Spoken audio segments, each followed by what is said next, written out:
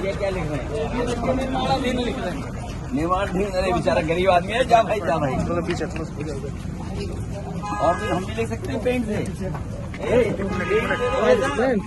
Brush और paint से तू लिख दे भाई। ठीक, समाजवादी पार्टी जिंदाबाद। कोई तो लिख दे, समाजवादी पार्टी जिंदाबाद। ये नजारा है यूपी की राजधानी लखनऊ में स्थित जेपीएनआईसी सेंटर का, जहां आज रात समाजवादी पार्टी के राष्ट्रीय अध्यक्ष अखिलेश यादव अचानक वहां पर पहुंच गए।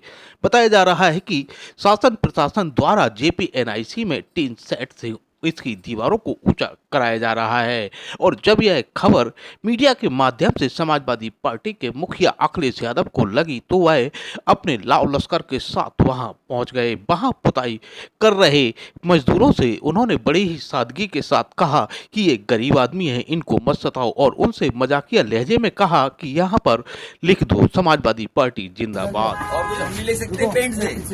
पेंट दे दो भाई साहब, ब्रश और पेंट से तू लिख दे भाई। समाजवादी पार्टी जिंदाबाद।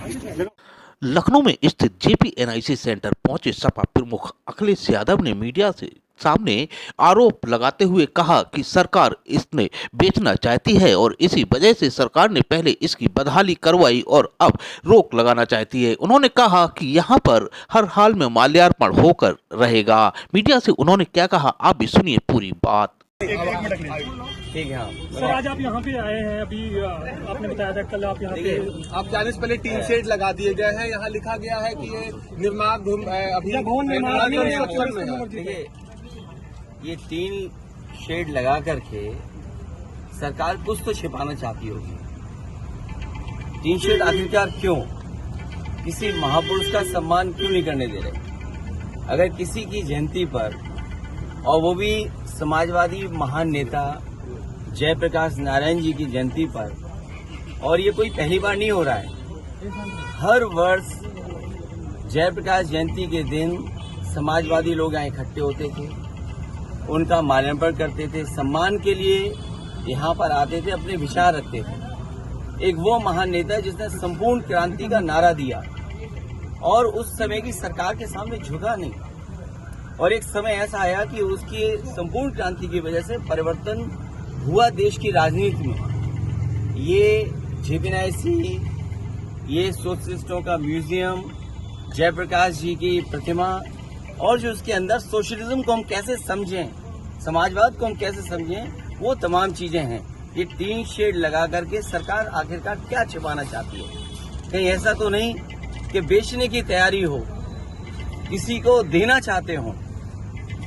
काम को रोकना, काम को बिगाड़ना, और फिर काम का बर्बाद कर देना, और फिर ये लिख देना पेंटर बेचारा बैठा हुआ है, उसे केवल पैसा दिया होगा इस बात को लिखने के लिए कि निर्माणाधीन है।